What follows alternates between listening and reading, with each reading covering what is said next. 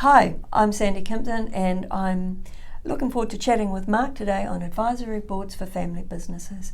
I currently sit on a number of these boards and some of them are quite different from each other, and so it's an interesting topic and we'll look forward to chatting today.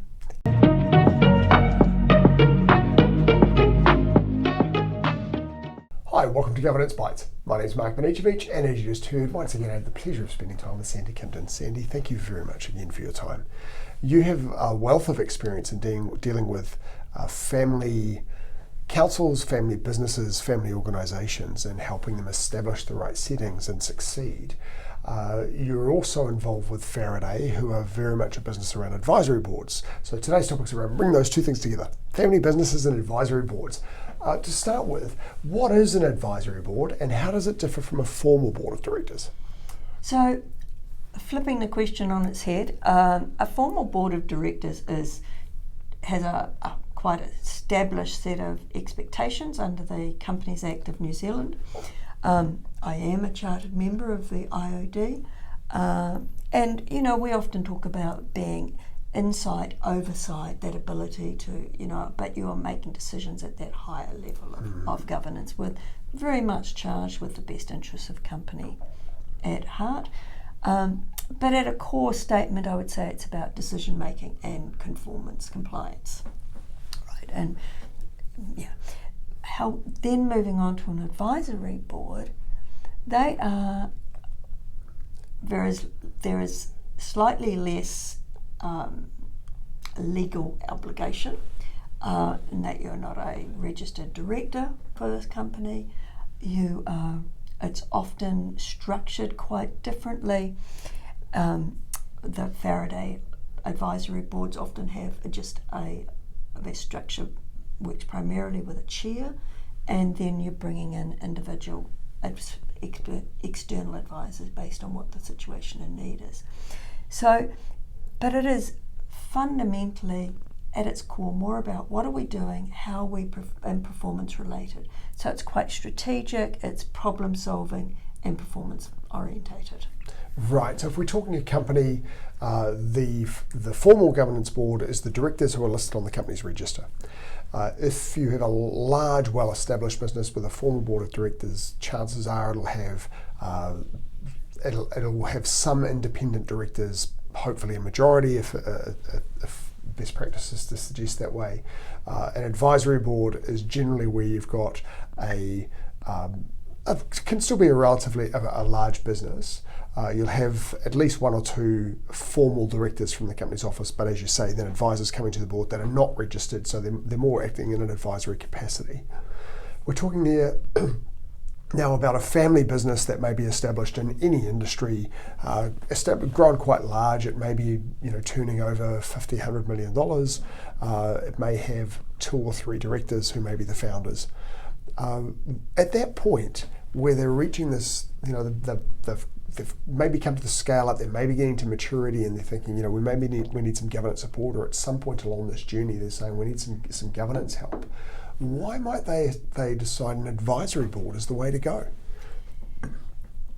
Gosh, there was a lot in that, Mark. It was a long question, wasn't it? It was.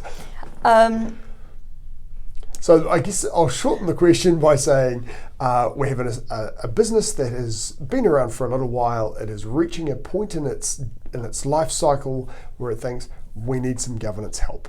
Why would they consider an advisory board rather than a more formal board of directors? Okay, now I'm going to actually start by equally answering it in a convoluted way. And the first is that there can even be situations where you have a formal board and an advisory board. Okay. Because can be situations where there's a formal board and you go, but we have a problem or we have a situation, and an advisory board is set up to look at that. So Right. Just FYI. Not completely dissimilar to a board committee, but a little bit different actually. So some similarities. So now coming to your specific question, when would a family look at an advisory board? Well, the thing is that when you're running a business, you generally are running you're getting advice by your accountant or your lawyer once it's reached a certain stage. How often are you truly getting that ability to sit back and go, let me just look objectively at my business. What are the 5-year, 10-year plans for this business? When am I really looking at it with sort of a lens of commercial acumen? Yes.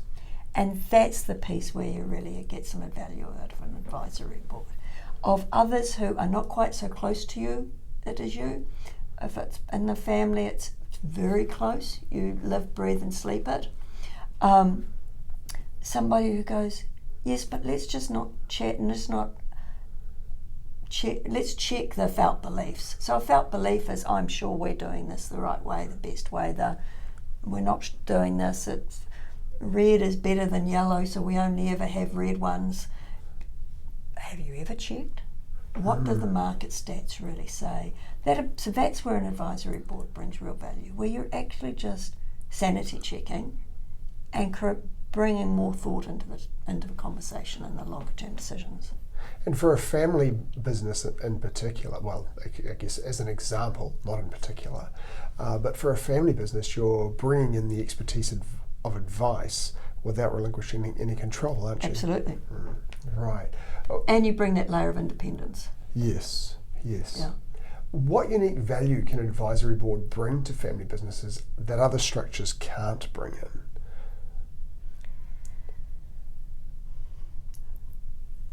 There is probably too many businesses that the conversation of what to next or where to doesn't happen for a start. So doing nothing is a decision, but it's not necessarily a great decision. You can chat with the role of advisory boards has really grown up because people realise it would be useful to have some expert advice. You can chat independently with those people who are around you and even others in the industry. But the value of having an advisory board is that everyone's hearing the same thing, all bringing different thought to the table, and together you're making a decision or helping guide a decision or helping the owner formulate a decision with all of that coming together. I've seen situations where an owner has run around and got all of this different advice that's actually just felt completely overwhelming as everybody slightly contradicted each other. So that ability of everyone being in the room together and having open-minded individuals who, I know I do it, where you can read a set of board papers, you go along to the meeting with a view on how that conversation's going to go, but as you hear the others around the room, you go, okay. Yes, you mould your thinking based on the Correct. input of... And that's the value an advisory board brings versus a bit more ad hoc, do-it-yourself approach. Now, your specialty is dealing with families, family councils, family boards. How can advisory boards help families balance those business goals, business needs, with family dynamics? Family dynamics and family needs, I would say, because when you have, for a family business, I would say that you always want to have a person on your advisory board that has experience in multi-generational families to some level. So that ability to ensure that when you're, very simple example, you're looking at the financial performance, as every director, whether an advisory board or a formal board, you're expecting to have a view of the solvency and the cash position of the company. But when you're looking at it and you're saying, gosh, that's quite a high rent, but when you know it's part of the family asset pool, it's absolutely okay, right? Yes. So who the heck cares? So there's a very simple example of where there is, having that family background is useful. So you have somebody on those boards. I don't think that answered your question. It was an interesting answer, though. The question was around how advisory boards can help the families balance their business goals with their family dynamics. True. It was a good example related to it. It was actually it was an example right there, because when you are working through an advisory board, really has that ability to go, well, I think it should have that ability to go, remember, this business is more than just the business. There is a family here, and what are the long-term family expectations for the business? And so if I refer to that example, if there is a piece where let's have it as a cash generator to enable our kids to go do X, Y, and Z, that's one outcome, right? If it is, but equally, our kids don't want to do this, so let's have the cash coming out, but let's transfer some of the value into some more passive income streams, then that equally can play into the equation. Right. And so you can be working with the founders in a way, or the owners in a way, that the best outcome for the business is also the best outcome for the family. That actually leads well to the next question around establishing the mix of an advisory board. How do you decide how many people on the advisory board are family members, how many of them are independents, or what that mix should be? It's always going to depend a little on the circumstances in the family.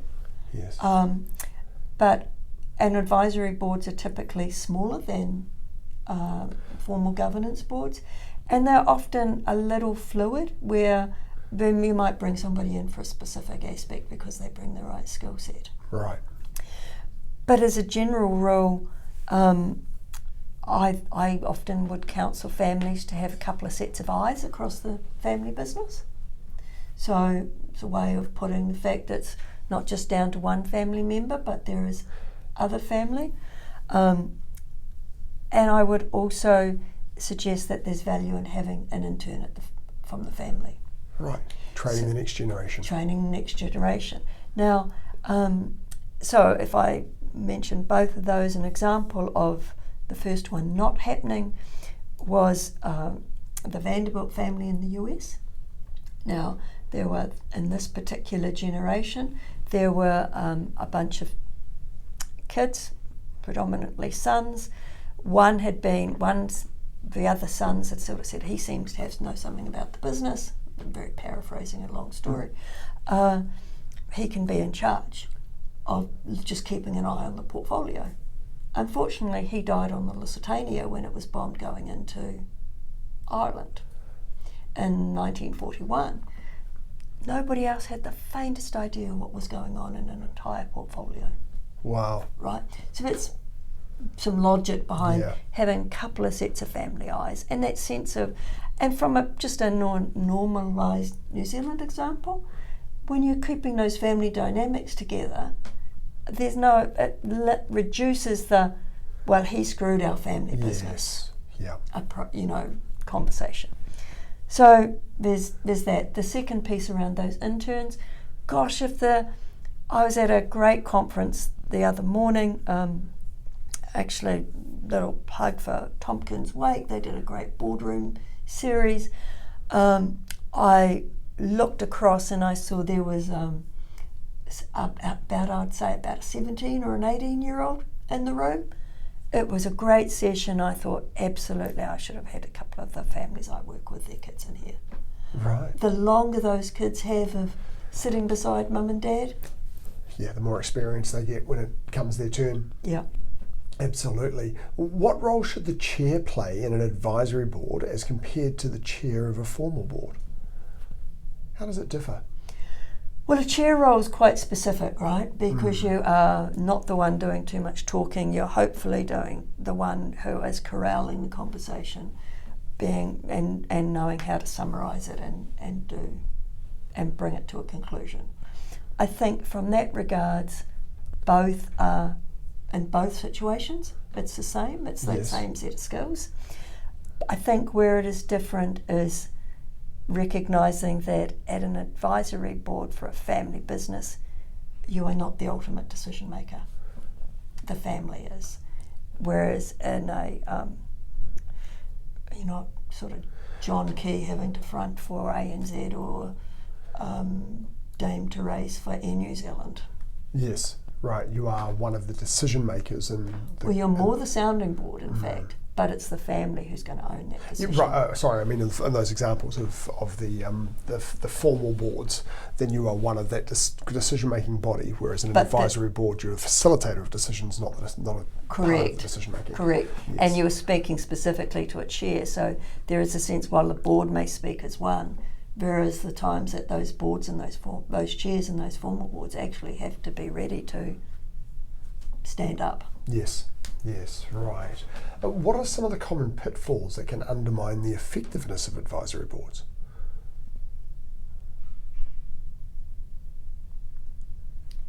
The inertia. And I think that, and I have sat in a situation like this where you can be going around the circle for many years and actually the family choose not to make the decision. We've had previous conversations, Mark, about succession, and sometimes, you can't force a family to do something they don't want to do. And so there is a point where sometimes it just might be that, there's a saying, isn't there, you can lead a horse to water, but you can't force their head in. Well, as my son says, you can salt the water. Oh no, salt its food. He says you can salt its food. So I think there is a piece where, where everyone knows what the right decision is, but nobody actually wants to make it. Right, yes. And then I think we're just wasting everybody's time. How should a family business set expectations and boundaries for its advisory board? That comes back to some of the conversations that we've had in our past, actually, Mark. I think we're being clear of what's actually the expectation of the advisory board. Do you want us to... And people coming into an advisory board should be asking the same thing. What do you want from me? And which is just good relationships, right? Do you want my input? Do you want my thoughts and independence?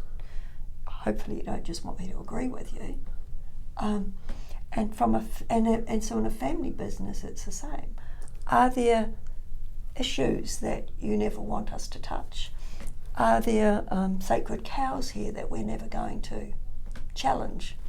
One of the other things we talked about in an earlier conversation was around having the family values as well. I guess that Correct. would be a good guide for the board Correct. too. How can advisory boards evolve as the family business grows, or as ownership transitions maybe to the next generation if they found the right person? I think for all boards, governance and advisory boards, the people around the table need to be relevant and fresh to what they're doing. So we all need to be ready to have an expiry date. Yes. And it doesn't mean it's a best before, it's just a best before that situation.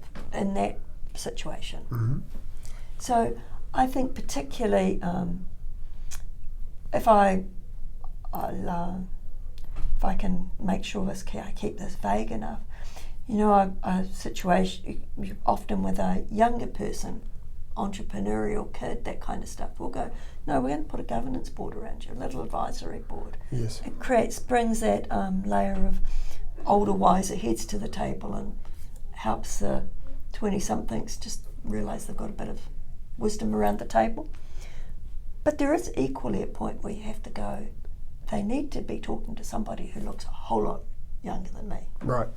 Yes. So know, as you say, know when your expiry date is and be ready to pass the mantle on. Yeah, because there is stuff, and then particularly these days, there are topics coming to the fore. Do I know a lot about running an Instagram business? Absolutely not. I understand that. I'll leave that to my daughter. A final question for you. What advice would you give to a new director?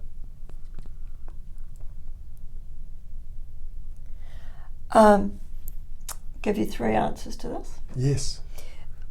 That you have to keep your ego at the door. Yes. It's not about you.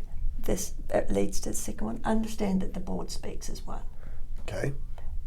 You understand what I mean by that? So you definitely, in the room, you have a good, robust debate, but you then make a decision and stand by the decision as a When you walk out that door, it's one decision. it's one decision. Yes. And in a family business, remember that at the end of the day, you serve at the pleasure of the family rules. I guess that's true of all businesses too, right? As a director, you serve at the pleasure of in that case, the shareholders. So yes, be aware that add value or you may not have a role. Sandy, that's great. Thank you so much again for your time. Your company is Kimpton & Co. And your specialisation is around working with families, and not necessarily, although you do work with very high net worth families, but also with families of multiple wealth levels around intergenerational family dynamics and family councils and having the family operate with intentionality. So really worthwhile giving Sandy a call. And thank you. I'll look forward to speaking to you soon. Sounds great. Thanks, Mark. Thanks for your time. See you next episode. Thanks very much. See you. Thank you for watching this episode of Governance Bites. We have more episodes on YouTube and your favourite podcast channel, where I interview directors and experts on various topics relating to boards of directors and governance. We'd love to see you back, and please like, subscribe, and share the videos and podcasts.